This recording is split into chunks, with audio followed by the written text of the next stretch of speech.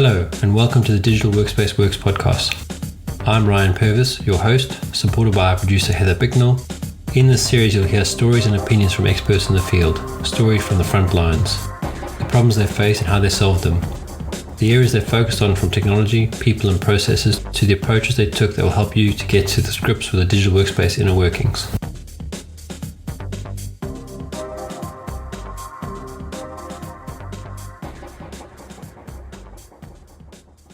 My name is Samer Frangi. I'm CTO of a French value-added distributor called Neovad, focused on mainly three business units: user experience, digital monitoring. The other one is security, mostly data security, and the other one is cloud data center and automation. We distribute these software vendors, mainly US and French software across the French territory, and we help the technical and the sales enablement of our partners in order to develop this software on the French market, mainly, and a bit on the European market for some. Okay, great. Would you mind telling us a bit about what the digital workspace means to you?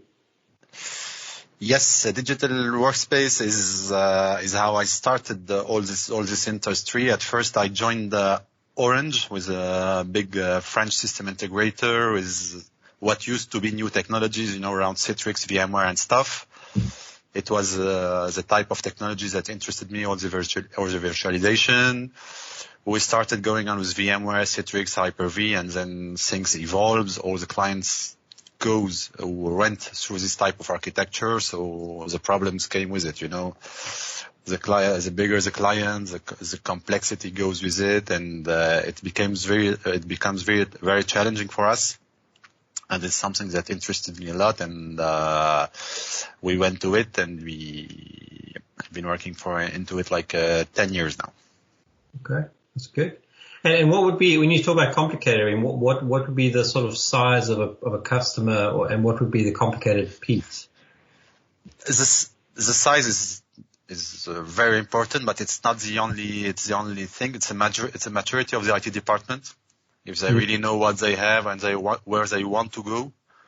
And this is really what the main problem I see is in this type of project is client jump steps, burn some step and go directly to sizing or to migrating and stuff. And we can quickly see that it's a nightmare. So you need to use at first assessment solution like lakeside software to really see what are the users really using, which application, what resources, will this application be compatible with the architecture we are leaning to, how many versions of specific applications, 16-bit, 32-bit, 64-bit. So all the complexities that you might not be aware of because you are managing like an endpoint with an endpoint management solution, this desktop. And when it goes into centralized with all the complexity around all this, we will surely have problem on the application side. So this is really the systrack part on analyzing user experience and user analysis. And the other type is the infrastructure, sizing the right virtual infrastructure for, let's say, virtual desktop and stuff. A bit of oversizing for big clients could be a lot of money, and even worse, of course, if it's undersized. Okay. I think it's pretty safe to say that any plans that organizations had coming into this year have been sufficiently disrupted at this point. So how are you seeing the projects change for your clients, and what kind of things are people getting up to now? Of course, this year is a very specific year. It's not like all the other years. We started with lots of projects regarding user experience, improving user experience and stuff. But with all what happened, the COVID and everything associated to it, we lost a lot of projects because people weren't looking at value at first. They are now looking for cost cutting, for ROI. And this type of project, or the digital environment monitoring project, are long sales cycle project, and it's not necessarily that easy to show, the return on investment in a short term and stuff. So it becomes really complicated for your IT department to invest today in order to gain tomorrow. They don't have money today to invest, so they they shifted their priorities to other solutions. You know, as the saying goes, one man's sorrow is another man's joy. So we lost some project on the digital environment monitoring. We gained some on the security, on the data security, on the audit and traceability. We also gained lots of project with our SASE solutions, Secure Access Service Edge, so everything related to SD-WAN, security, and VPN, agentless clients and stuff. Yeah, I was going to ask you, with the sort of everyone being pushed to work from home and the lockdowns and that, had you seen a technology shift or a culture shift? I think after the COVID, all the remote working aspect will be completely revolutionized. You know, there are the productivity part. People, while using a solution like Systrack, could measure the productivity of their users, and they see that people work, of course not all, but most people work at least the same amount that used to at the office. And myself, I work, for example, in Paris. A square meter in Paris is really, really expensive. So people are looking on reducing the surface, let's say, of their office in Paris, and do like 50% work from home, 50% in the office, and the ROI, sorry, in English, is really straightforward with this. Yeah. And of course, there's a technical aspect, because the user working from home, it's not the same SLA, it's not the same facility and ease of measurement, of productivity, of analysis and stuff. It's not the same.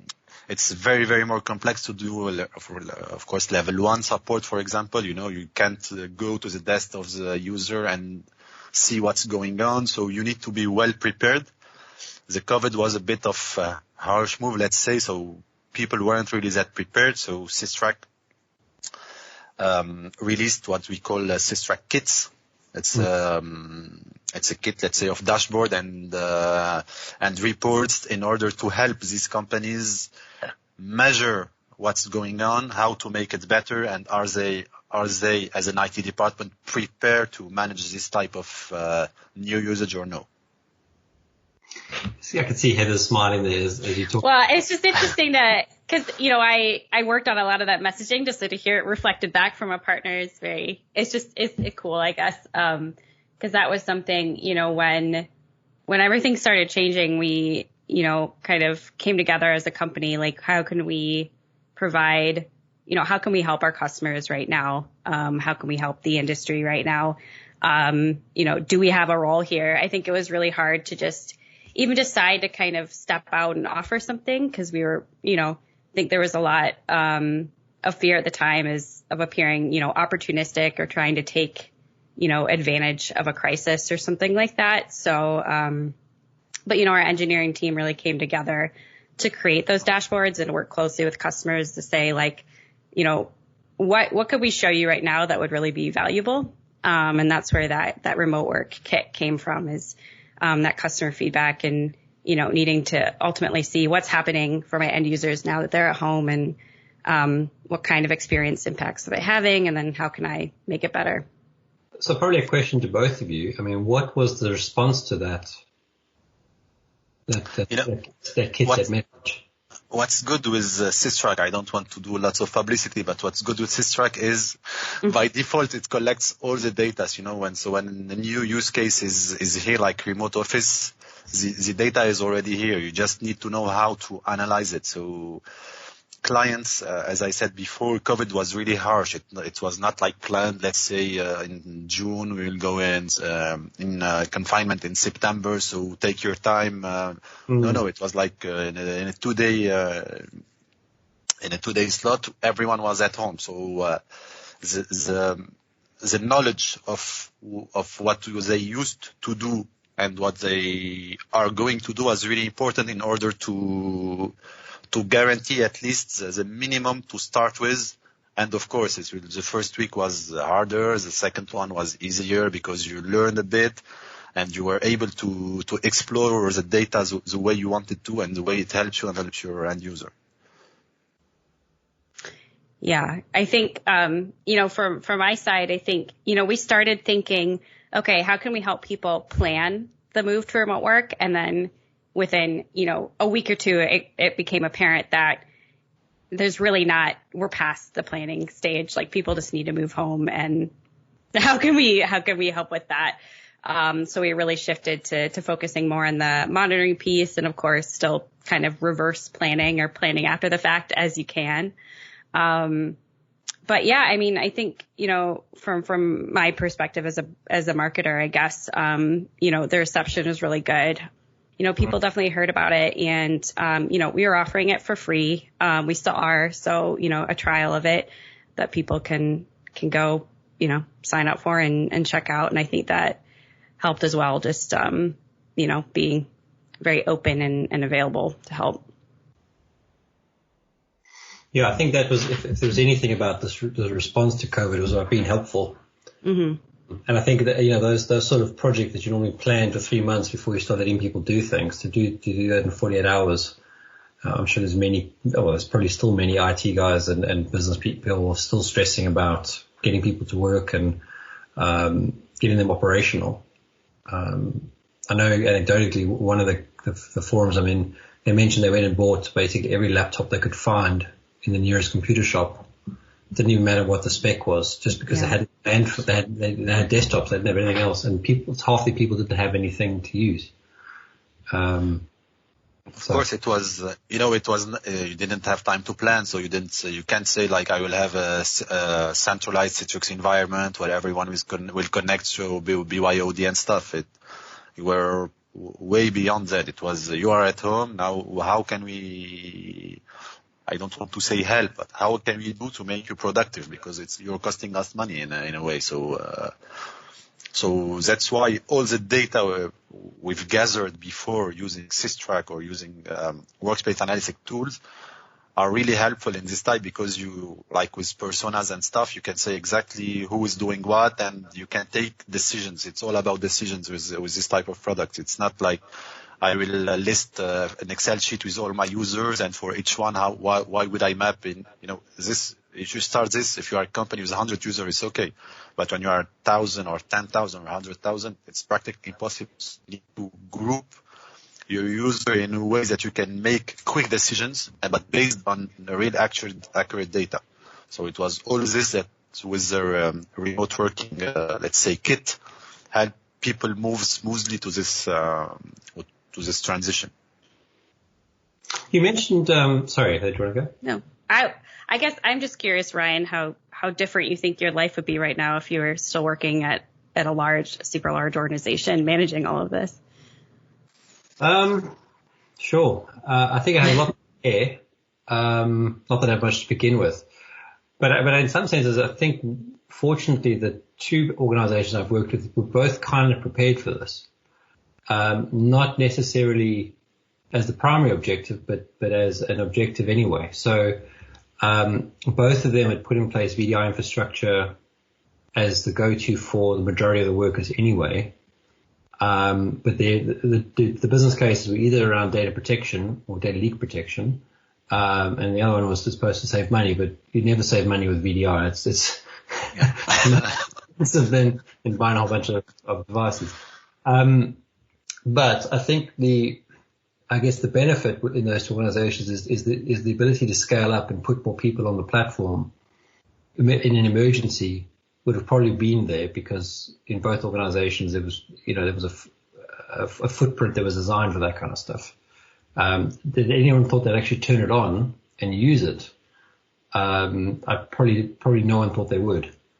But judging from the sort of LinkedIn stuff I'm seeing and the odd sort of phone call here and there, it would have been stressful the first couple of weeks, but it probably would have petered down to normal. It would have gone from sort of normal stress down to a little bit less stress and carried on, because it's always in that space. It never goes too far. So, but it's been interesting. Sorry, just to give you sort of a converse, chatting to some of these businesses that haven't had a VDI or a terminal services environment or whatever, and they're trying to now operationalize, as I say, buying laptops from anywhere. Haven't really ever picked a VPN client, and I have to go find a VPN client, so they don't know even where to start. I think that's a far more stressful situation to be in than the sort of stress of a bank that's already doing that kind of stuff by design. Of course. Yeah. So you mentioned the security aspect, and I was curious to know, was it more security because of people working remotely, or was that because companies were taking the opportunity to bolster their security projects? Regarding the COVID or globally with digital environment? Well, with your products that you work with, your security products, you mentioned that security kind of went up. Security product, it's called Networks Auditor, and as it states, it's here to tell you who did what, when, and where using data. So when your user are working from home, who accessed which data, who read, who tried to access which document, and mainly with Office 365 with OneDrive, you are losing control, because you are not protected with all the investment you did with an on-premise security solution. You don't have your local DLP, you don't have your firewalling, you don't have all the security. It's mainly someone behind the box at home, consulting what it might be really dangerous data. So you need to have control on who did what and where. In case you have a problem, you can see who is responsible. And most importantly, to be alerted on an abnormal activity in order to be able to react. Yeah. It's mostly about keeping control over dangerous data. And that's a big thing. I mean, when someone's in an office, they tend to not do, the sort of dodgy things. But it's very easy to install, if you haven't got the right rights in place, another file sharing application like Dropbox or Google Drive or whatever it is. And as you bring things down with OneDrive, just copy them across. Yeah, it depends on the maturity of the security. If there are solutions that prevent you from doing this. It's you have, for example, CASB solution. I personally distribute a BitGlass part of it. It can block you from sharing, from downloading, from uploading. It has DLP to check which document you are downloading. Does it have sensitive word based on GDPR library or stuff? And it will block it, or it will encrypt it, or it will, it depends. It's always the same question with security. How much money are you willing to spend? Depending on the capacity of your business. It's always where do I put the arrow, Yeah, it's you got to balance that usability versus security versus functionality. Yeah. Always tricky. And there's a bank will invest much more in security than another company with no real secret, service company like a consulting company and stuff. So and this might be a bit of a loaded question, but with the way that the French law is around working hours and sort of email out of hours and that, do you think those will change now with remote working? No. French people are very, very complicated. It's and technology-wise, it's a huge market. Every software vendors wants to be established in the French market. You have very, very big companies around banks, around oil and stuff, around services, but they are not at all early adopters. So it's not easy at the technological aspect. You need, a US company will first open its offices in the UK. This is normal and legitimate because of the language facility. But before going to France, you will go to Amsterdam, you will go to Germany, and then hopefully go into the French market, because it will take a lot more seeding the French market that you will do on all the other European. And then the people themselves, I'm French, I want to be attacking French people, but the law are let's say, how do we say it in English, are limiting the capacity, and even more with remote office. We have a very, very nice thing, the thing that was done in French. It was the state helping every company with what we call a partial partial work, let's say. So if you used to gain 100 grand, the company will pay you 50. The state will will pay you the rest, but you work only 50%. So, but you need to prove that you didn't send email after the 50%. You didn't use your cell phone and stuff. So it's more than a trust relationship between the state and companies, and it's always mess, I think they audited like 3,000 companies so far, 850 were doing nonsense. So it's always, it was always the problem here. The state is, and I'm going to politics. I don't think I should, because I stop it. It's funny because I remember something along those lines that you couldn't, if you sent an email to a French person, in theory they wouldn't reply after a certain time. And in some cases, whether it was true or not, was you weren't allowed to even send an email if it was after their time, or expect a response. Yeah. Sorry. Yeah. And typically, the old product of security we talked about a few minutes ago was for this. Did someone send an email or not? At which time? Did someone connect in the weekend? So all this info was also important. And that's part of IT's job to monitor those things? Yeah, security IT. IT security team. Yeah, it's working in certain organizations, you have a function for surveillance, obviously with trades going on and that kind of stuff. So you are watching for user patterns and seeing if someone does something out of band. In fact, there was a case where they found a guy who was doing illegal trades because he happened to log in the one time late at night, which he didn't usually do, or something I can't remember the exact story. And so there is something to check in that sort of stuff. It's obviously an issue on a privacy point of view, but it's another debate, but not necessarily. You're not going to the data itself. You're going only into activity. Yeah. So it's not really personal. If you're using his company account and connecting to a company resource, no, it's not personal anymore. Well, that's exactly it. You sign your life away when you sign that contract, and it basically says if you use a corporate device, you're being monitored. So, even to the extent of reading your email, which a lot of people don't realize.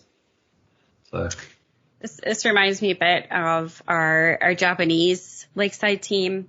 Came to a meeting once with a story of a customer who wanted to use Systrack to make sure employees weren't working over 40 hours a week, so to actually monitor productivity in the sense of not being overly productive. And I was just stunned because I'd never heard anyone raise that issue before.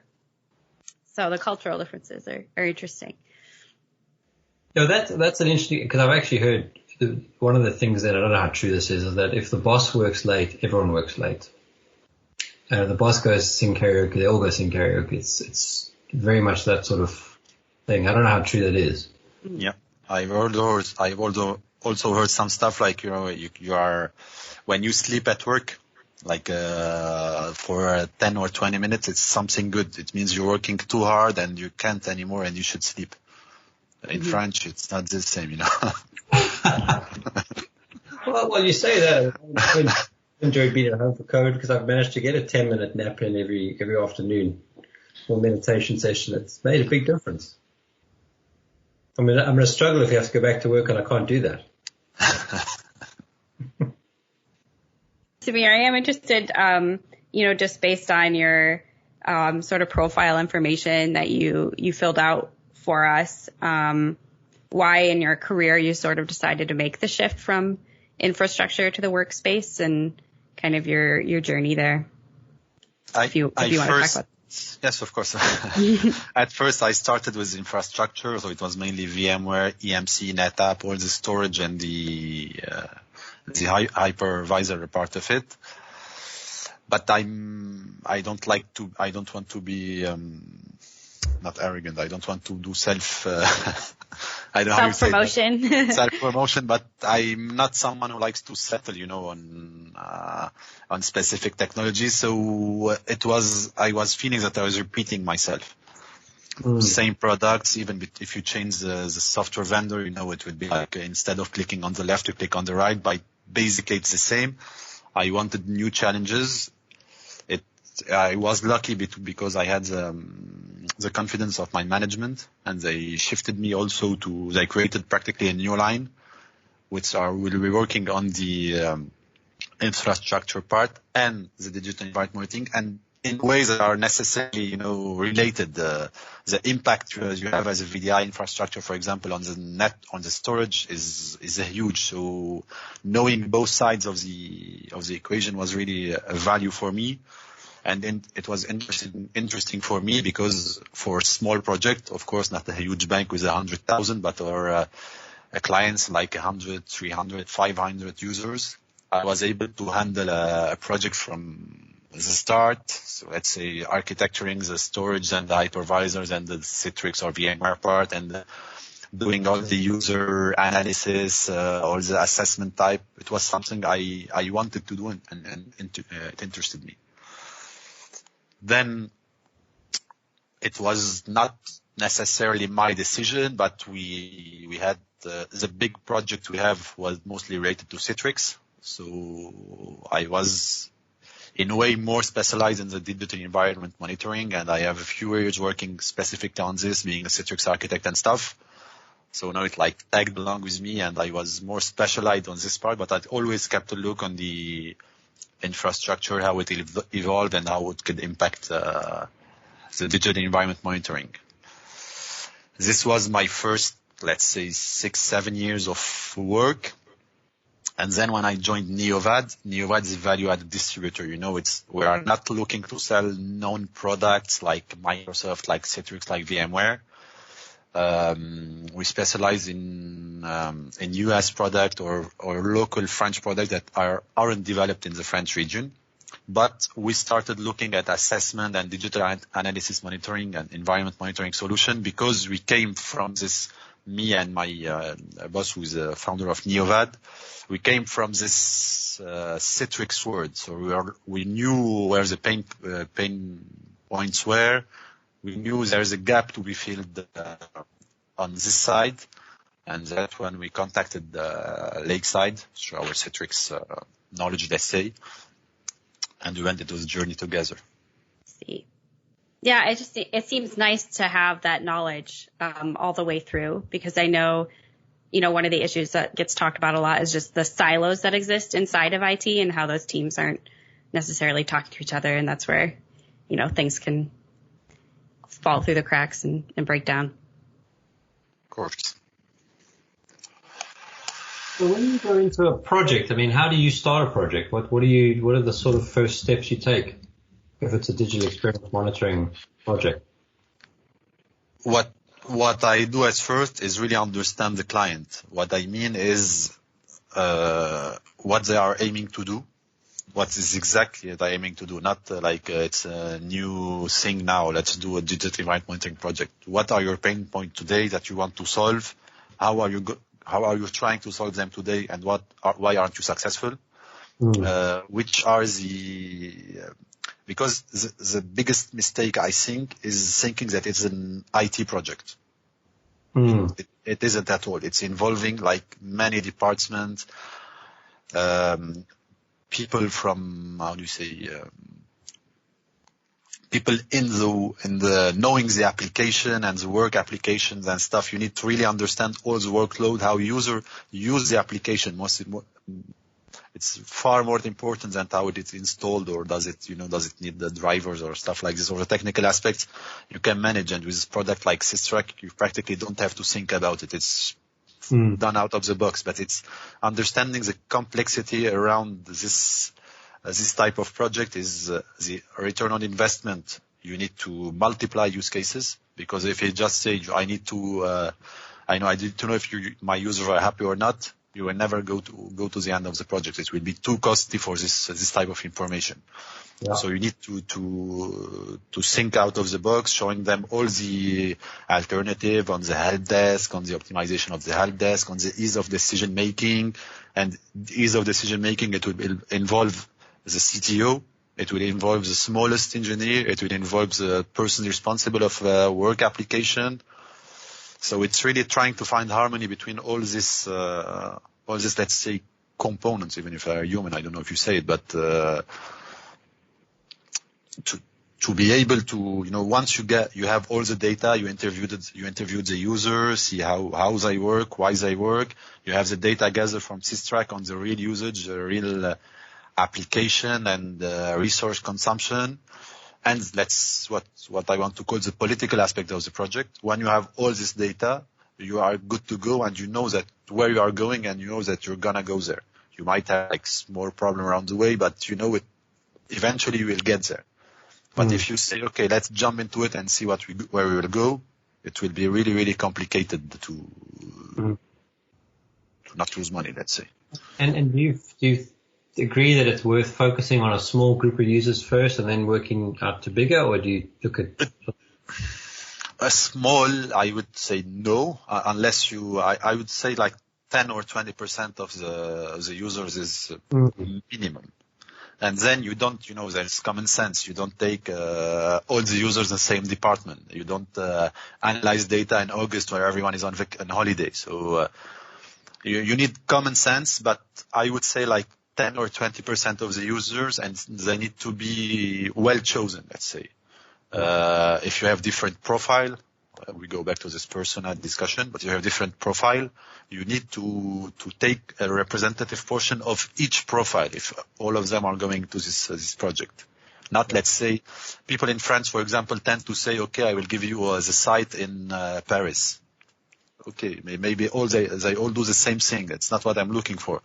They are close to the data center, so all the complexity, latency, networks, I won't have it. So I really need something accurate and the more representative possible.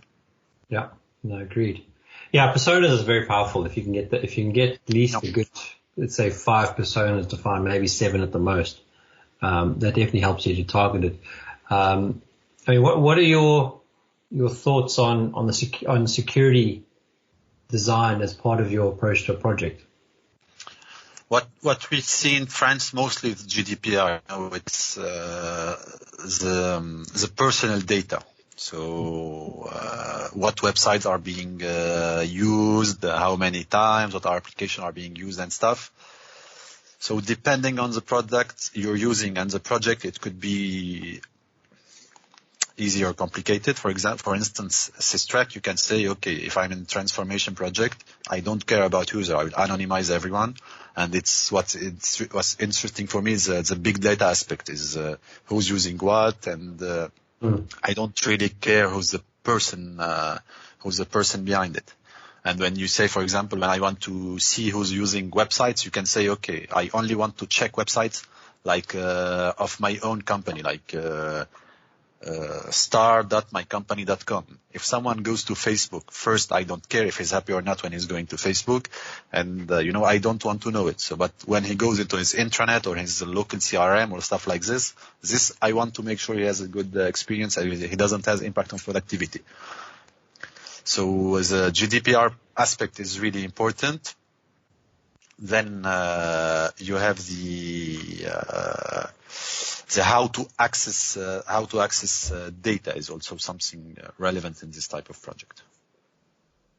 Yeah, I mean that's what I was wondering about is the one of the discussions with one of the other guests is around security by design and how that often isn't part of the initial planning, or you've got all the legacy things that haven't been designed with it in mind, and now you've got to retrofit it back on, which adds a lot of cost.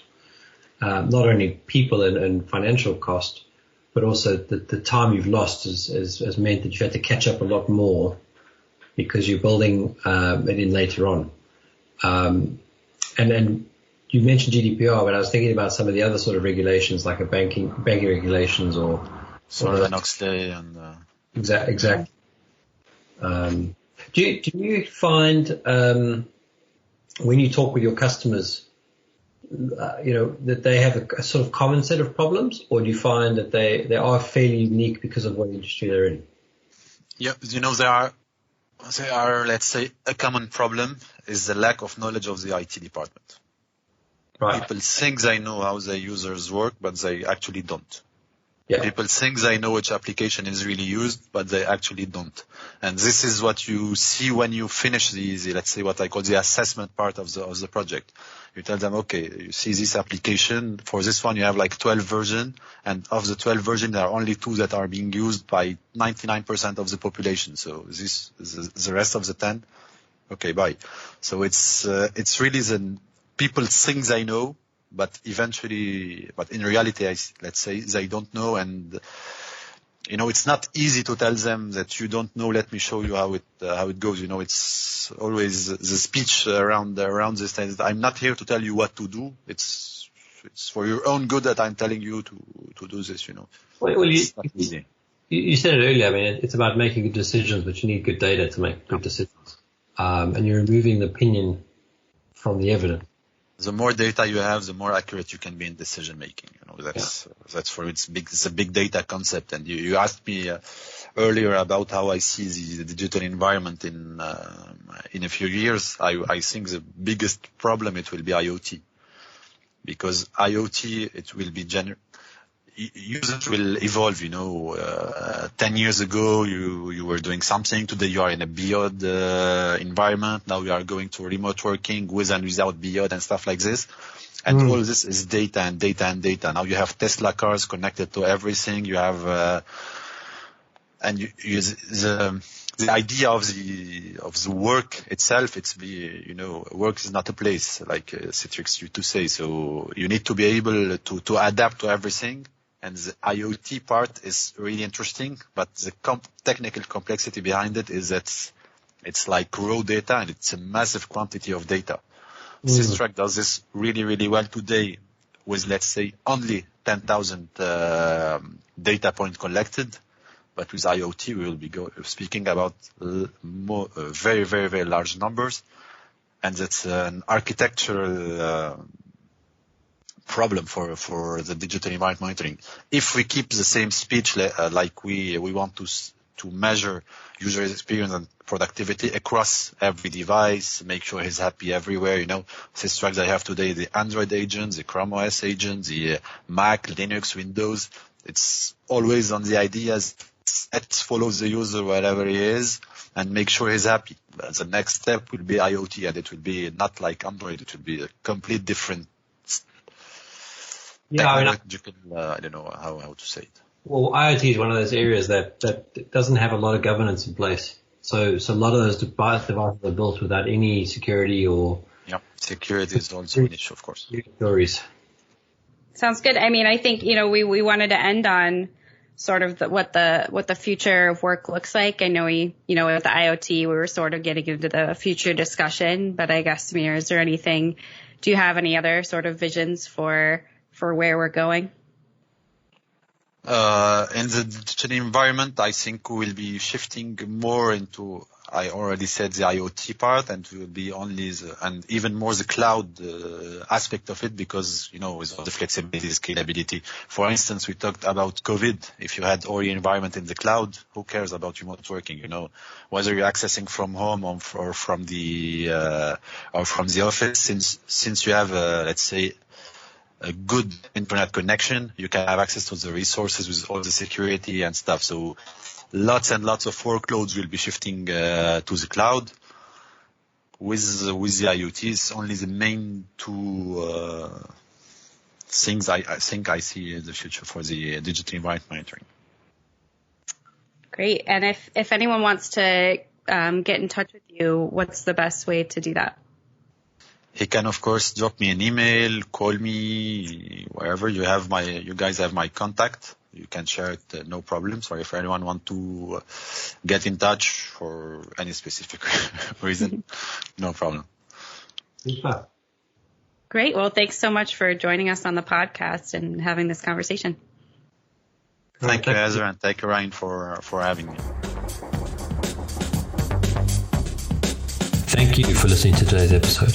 Heather Bicknell is our producer and editor. Thank you, Heather, for your hard work on this episode. Please subscribe to the series and rate us on iTunes and Google Play Store.